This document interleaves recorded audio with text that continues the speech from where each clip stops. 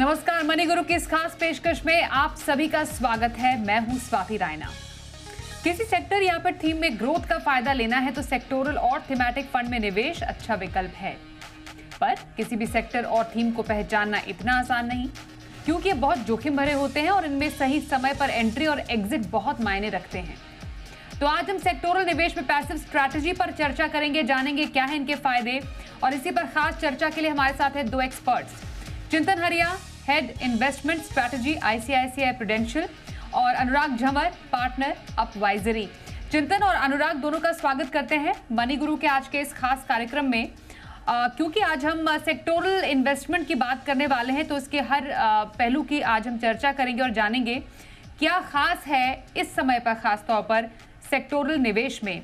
मैं चिंतन आपसे पहले समझना चाहती हूँ, सेक्टोरल इन्वेस्टमेंट सुनने में काफ़ी ज़्यादा एक्साइटिंग लगता है।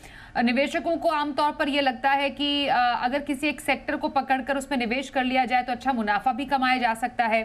हाल ही में जो एम्फी का डेटा आया उसमें साफ तौर पर निवेशकों का रुझान सेक्टोरल इन्वेस्टमेंट की तरफ ज़्यादा जाते हुए देखा भी हमने, क्योंकि काफ़ी अच्छे खासे इंप्रेसिव इन्फ्लोज सेक्टोरल फंड में हमें देखने को मिले हैं पिछले कुछ एक आध महीने में। अगर हम अभी ताज़ा बाजार के कंडीशंस में सेक्टोरल फंड की अहमियत समझें, क्यों निवेशकों का रुझान ऐसे फंड्स में बढ़ रहा है, तो इस ट्रेंड को कैसे समझा जा सकता है? चिंतन, सवाल आपसे है। शुक्रिया स्वाति। अगर हम भारत की जो एक विशेषता है वो देखें तो भारत में हर एक क्षेत्र बड़ा है। अगर हम कुछ हमारे जो एशियन काउंटर पार्ट्स अगर देखें तो कहाँ पर सिर्फ आयरन ओर बड़ा है, कहाँ पर सिर्फ पाम ऑयल बड़ा है, कहाँ पर सिर्फ रबर बड़ा है, कहाँ पर सिर्फ बैंकिंग क्षेत्र बड़ा है। पर भारत एक ऐसा यूनिक देश है जो न कि सिर्फ पांचवा सबसे बड़ा विश्व की इकोनॉमी है, पर यहाँ पर सभी क्षेत्र या सेक्टर्स काफी बड़े हैं और उनमें काफी बड़ी कंपनियां हैं। तो उसके वजह से एक मौका मिल जाता है हम जैसे मैन्युफैक्चरर्स को, निवेशकों के लिए सेक्टोरल ईटीएफ लाने का। और जैसे कि आपने कहा, सेक्टर्स के तरफ लोगों का रुझान इसलिए बढ़ता है क्योंकि जब सेक्टर्स एक आपके पकड़ में आ जाते हैं तो उनका रिटर्न्स काफी अच्छा हो जाता है। उदाहरण के तौर पर अगर हम पिछले 3 सालों में देखें तो ऑटो सेक्टर जो 2016-17 से लेकर 2021 तक धीमा चल रहा था, तो पिछले 2 साल में ऑटो सेक्टर में काफी एक बड़ी तेजी आई। कोरोना काल के बाद जो बाइंग्स भी देखी गई ऑटोमोबाइल्स में, 2 व्हीलर्स 3 व्हीलर्स में, उसके कारण ऑटो सेक्टर में एक बड़ी तेजी देखी गई और लोगों का रुझान उस तरफ बढ़ रहा है।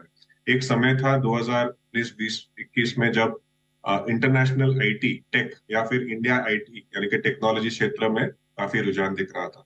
तो ये समझना जरूरी है कि सेक्टर अगर आप सही समय पे पकड़ लेते हो तो आपको उसका अच्छा रुझान, अच्छा रिजल्ट मिल जाता है। पर ये समझना और ये एग्जीक्यूट करना उतना आसान नहीं होता।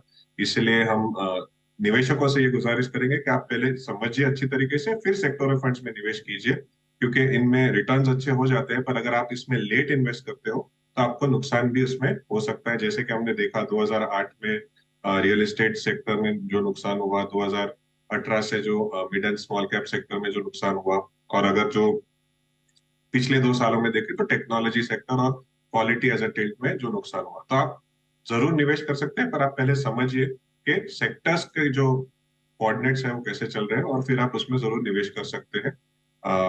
आपका फायदा उसमें जरूर हो। जैसे चिंतन ने बताया कि टाइमिंग इज वेरी इंपॉर्टेंट, सही समय पर सेक्टर को पहचानना, वो भी सही सेक्टर को पहचानना बेहद जरूरी हो जाता है। इसलिए मैंने शो की शुरुआत में ही कहा था कि एंट्री और एग्जिट एक किसी सेक्टोरल या थीमेटिक फंड में काफी जरूरी होता है। अनुराग, हमने सेक्टर फंड की तो बात की, सेक्टोरल इन्वेस्टमेंट की अहमियत की तो बात की। जो थीमेटिक फंड होते हैं, जो थीम रिलेटेड जो निवेश होता है, वो एक सेक्टोरल फंड से कितना अलग है? क्या वाकई एक थीम को समझना उतना आसान है जितना एक सेक्टर को पहचाना जा सकता है? शुक्रिया स्वाति। देखिए, सेक्टर जो है तब भी मेरे ख्याल से रिलेटिवली सिंपल है बनस्पत एक थीम को समझना, बिकॉज उस थीम के अंदर में बहुत सारे सेक्टर्स जो है जुड़े हो सकते हैं। जैसे अगर हम बात करें कि केवल बैंक सेक्टर की बात करते हैं, बैंकिंग, तो ये एक सेक्टर हो सकता है। लेकिन अगर हम बात करते हैं मान लीजिए हाउसिंग इंफ्रास्ट्रक्चर की, तो उसके अंदर में बैंक भी आएगा, रियल एस्टेट कंपनीज भी आएंगी, सारे आर्किटेक्ट्स भी आएंगे, कंस्ट्रक्शन कंपनीज भी आएंगी, आपके लिए बहुत वाटर इसके अंदर में आ जाएगा, इंफ्रास्ट्रक्चर आ जाएगा, योर कंज्यूमर ड्यूरेबल्स आ जाएंगे इसके अंदर में। तो ये एक बहुत बड़ी फील्ड हो जाती है जिसको पकड़ना मुश्किल होता है कंपेयर टू एक सेक्टर थीम। और जैसे चिंतन ने कहा है, कोई भी सेक्टर जो है उसको समझना, क्योंकि अल्टीमेटली ये सब एक बिजनेस साइकिल है। और एक हर बिजनेस जो है किसी भी समय में कभी भी अगर आप देखेंगे तो कोई ना कोई बिजनेस जो है नीचे की तरफ है, कोई बीच की तरफ है, और कोई जो है एकदम अपने एक्सपेंशन फेज में है। तो हर बिजनेस जो है अलग अलग साइकिल से जो है गुजरता है। अगर पैसा बनाना है सेक्टोरल और थीमेटिक इन्वेस्टमेंट्स के थ्रू, तो वो इम्पोर्टेंट है कि उस बिजनेस को हम लोग जो है उस सेक्टर को एकदम नीचे के लेवल पे, जब वो एक्सपेंशनरी फेज में जाना शुरू कर रहा है तब उसको पकड़े, और जब वो ऊपर पहुंच गया और रिसेशनरी फेज में जा रहा है तब उसको एग्जिट करें।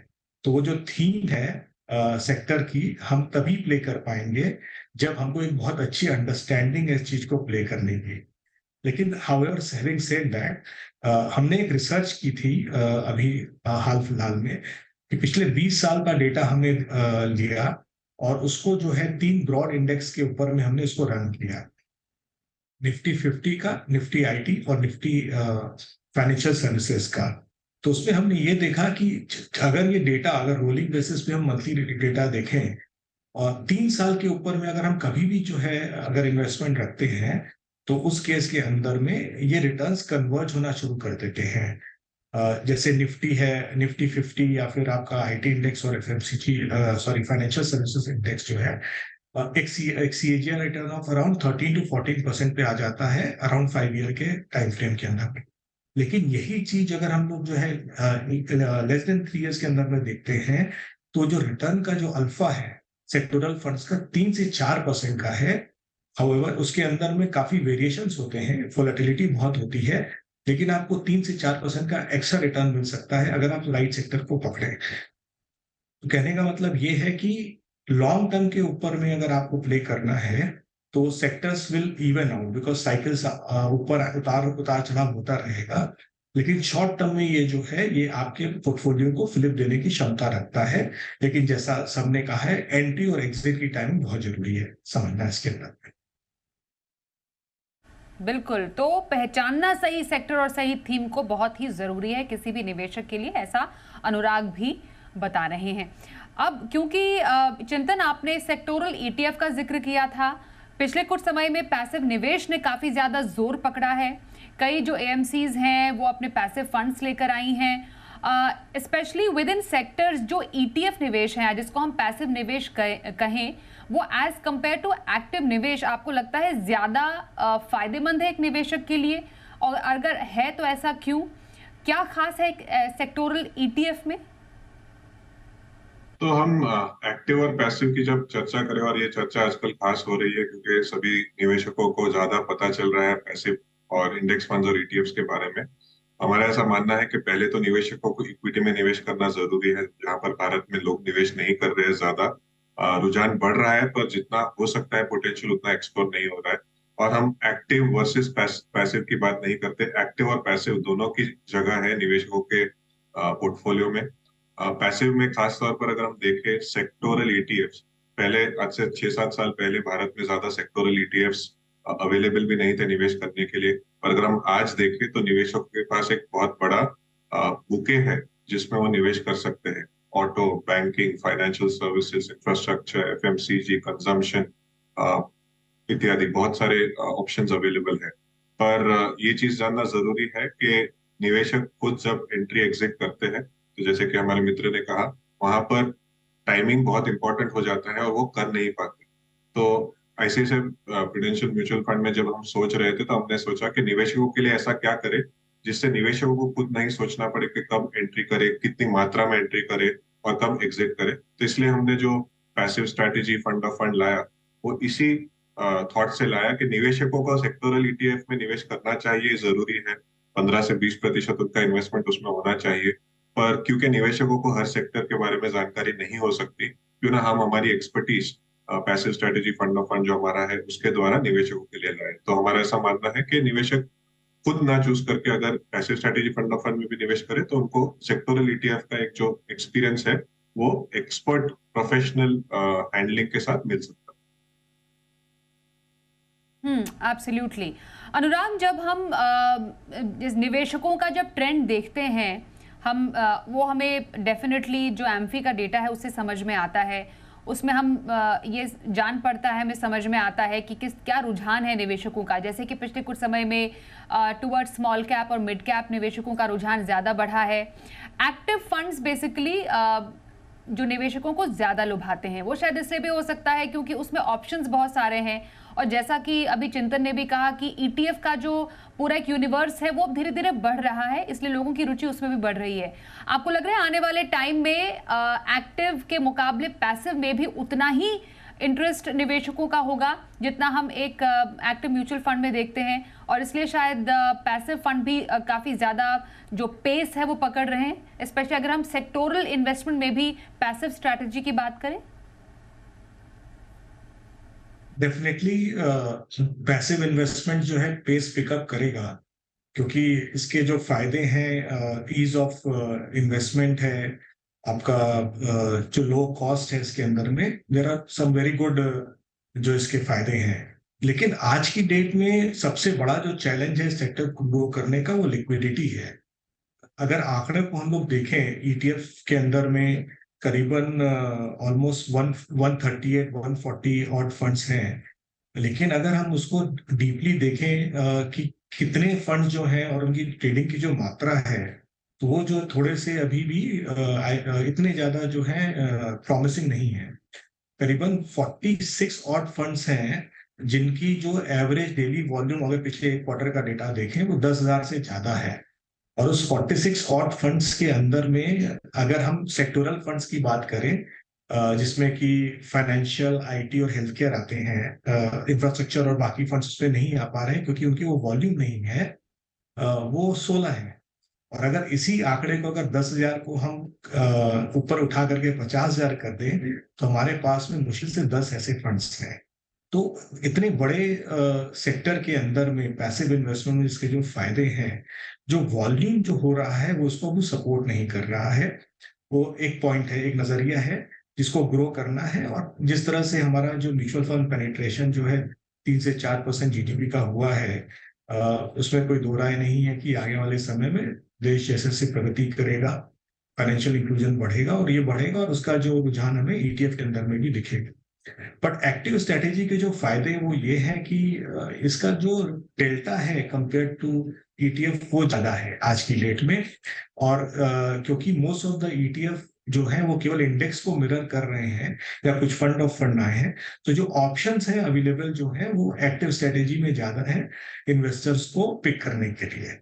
तो पैसिव सेक्टोरल निवेश की आज हम खास चर्चा कर रहे हैं। आईसीआईसीआई प्रू से चिंतन हरिया हमारे साथ है, अपवाइजरी से अनुराग झंवर से हम खास चर्चा कर रहे हैं। चिंतन, सेक्टोरल इन्वेस्टमेंट में क्योंकि हम काफ़ी सेक्टर्स हैं जहां पर समय दर समय निवेश के मौके बनते आते हैं, और जैसा आपने कहा भी था और अनुराग ने भी जिसका जिक्र किया कि सही समय पर सही सेक्टर पहचानना बेहद ज़रूरी है, और उसी हिसाब से उसमें एंट्री लेना काफ़ी इंपॉर्टेंट रहता है एक निवेशक के लिए। अभी कौन सा सेक्टर आपको बहुत प्रॉमिसिंग लग रहा है इस समय में जहां पर वाकई निवेश के मौके हैं? तो जब हम निवेश करते हैं तो कुछ चीजों का ध्यान रखना पड़ता है कि जो वैल्यूएशंस मार्केट के हैं वो कैसे है और विश्व की स्थिति कैसी बनी है। और आप देख रहे हैं कि विश्व में जो इंटरेस्ट रेट्स है, खासतौर पर यूएस इंटरेस्ट रेट्स 5% क्रॉस कर चुके हैं। उसके कारण एक माहौल ऐसा बना है कि कोई सिग्निफिकेंट अपसाइड किसी सेक्टर में अभी इमीडिएटली नहीं दिख रहे हैं। पर अगर निवेशकों को लंबी अवधि के लिए 3 साल से ज्यादा के लिए निवेश करना है तो हमारे passive strategy fund of fund के अगर हम टॉप होल्डिंग्स की बात करें तो करीबन जो प्राइवेट बैंक ईटीएफ और बैंकिंग ईटीएफ है, वो एक अच्छा लग रहा है, क्योंकि पिछले 2-3 सालों से जो बड़ी बैंक्स है उनका परफॉर्मेंस थोड़ा धीमा रहा है मार्केट के मुकाबले। और जो एक्सपोर्ट ओरिएंटेड सेक्टर्स है जैसे कि फार्मास्यूटिकल, हेल्थ केयर और टेक्नोलॉजी यानी कि आईटी, तो उसमें निवेश आज अगर हम शुरुआत करें थोड़ा थोड़ा अगले 12 महीने तक इकट्ठा करें तो इवेंचुअली उसमें भी एक फायदा हो सकता है। क्योंकि पिछले 20-30 सालों से अगर हम देखें तो हेल्थ केयर और आईटी एक ऐसे सेक्टर रहे हैं जहां पर कंटिन्यूस ग्रोथ आई है। और आज थोड़ा धीमा हुआ है टेक्नोलॉजी सेक्टर, क्योंकि विश्व में थोड़ी मंदी का माहौल है। पर जब ये टर्न अराउंड होगा तो निवेशकों को उसका फायदा मिल सकता है। तो ये 3 सेक्टर है जो निवेशक देख सकते हैं अपने पोर्टफोलियो में। बैंकिंग आज निवेश कर सकते हैं, और आईटी और फार्मा, जो टेक्नोलॉजी और फार्मास्यूटिकल हेल्थकेयर है, उसको अगले 12 महीने में इकट्ठा करके 3 से 4 सालों में वो एक्सपेक्ट कर सकते हैं कि जो उनकी ग्रोथ है, कंपनीज की ग्रोथ है, उसके साथ उनको उनके ETF में भी ग्रोथ मिले। बिल्कुल। तो अनुराग आपसे भी जानना चाहते हैं, जैसे जिक्र किया बैंक ETF का, यहाँ पर इस सेक्टर में ग्रोथ के मौके नज़र आते हैं, जैसे चिंतन भी बता रहे हैं। और डेफिनेटली जो पूरा डिजिटाइजेशन का फ़ायदा है पूरे नेटवर्क का, वो आने वाले टाइम में इन्वेस्टमेंट के तौर पर भी, उसके प्रदर्शन के लिहाज से भी लोगों को अपने निवेश में ज़रूर देखने को मिलेगा। पर अगेन वही सवाल यहाँ पर आता है, किसी को अगर एक बैंकिंग स्टॉक में इन्वेस्ट करना है तो वो थ्रू एक एक्टिव फंड ना जाकर एक पैसिव फंड या ETF के जरिए निवेश करे, तो उसको क्या ज्यादा फायदा हो सकता है यहाँ पर? दो चीजों के बारे में बोलना चाहूंगा। एक तो जो अपॉर्चुनिटीज हैं इस समय, जिसको हम लोग देख सकते हैं, परख सकते हैं, वो ये है कि जो डोमेस्टिक कंजम्पशन थीम है हमारी, डोमेस्टिक कंजम्पशन जो कि गवर्नमेंट लेड एक्सपेंडिचर है, जिसमें कि अगर हम बात करें जो डिफेंस का रुझान है, जिसके ऊपर में एलोकेशन बढ़ते जा रहे हैं, और जिस तरह से ग्लोबल सिनेरियो अभी बना हुआ है, वो एक अच्छी थीम है जिसमें कि अभी और भी अपॉर्चुनिटीज हैं। जितनी भी कंपनीज हैं उनकी ऑर्डर बुक्स बहुत हेल्दी हैं, मार्जिन बहुत हेल्दी हैं। और ये जो सिलसिला है, क्योंकि वॉर जो ग्लोबल फ्रंट पे हो रहा है, उससे इम्पेटस मिला है कि इसके ऊपर में और आगे जाकर के ग्रोथ देखने को मिलेगी। दूसरा, मेक इन इंडिया के अंदर में जो हम लोग कैपिटल एक्सपेंडिचर कर रहे हैं आज की डेट में, वो एक थीम है जो कि काफी अच्छी प्ले आउट हो रही है।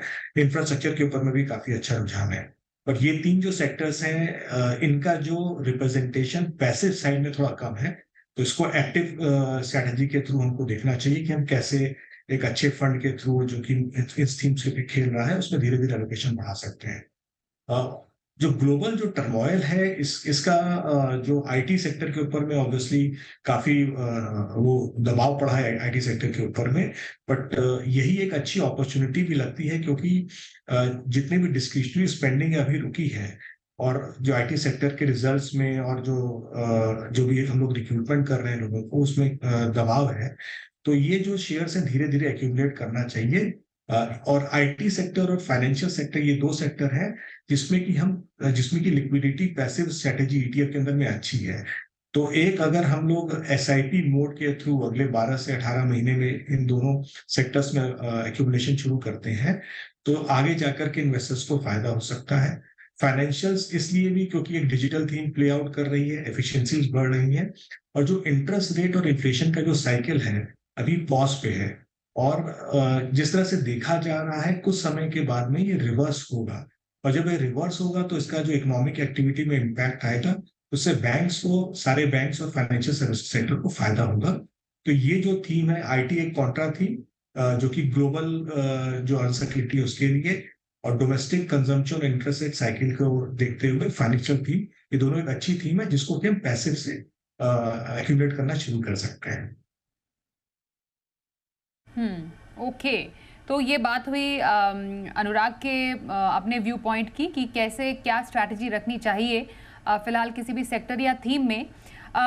लेकिन बहुत इम्पॉर्टेंट पॉइंट यहाँ पर ये भी सामने आता है चिंतन, कि कितना निवेश एक किसी सेक्टर को या किसी थीम को अपने पोर्टफोलियो में एक्सपोजर के तौर पर देना चाहिए।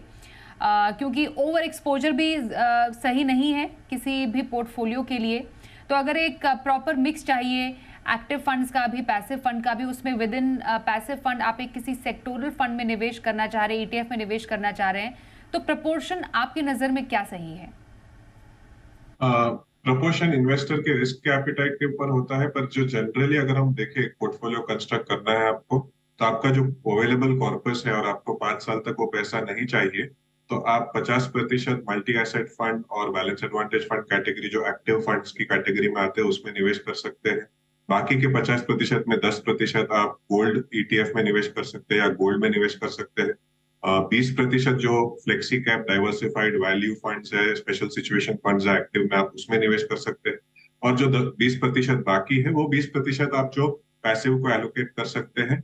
उसके भीतर अगर आपके पास रिस्क टेकिंग एबिलिटी है तो आप पूरे के पूरे 20% सेक्टोरल ETF में निवेश कर सकते हैं, अगर आपके पास एबिलिटी है और रिस्क टेकिंग कैपेसिटी भी है।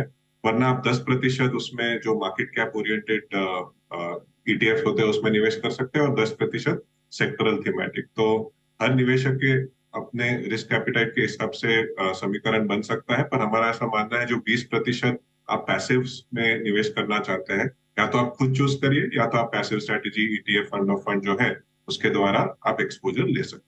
शुक्रिया। बिल्कुल।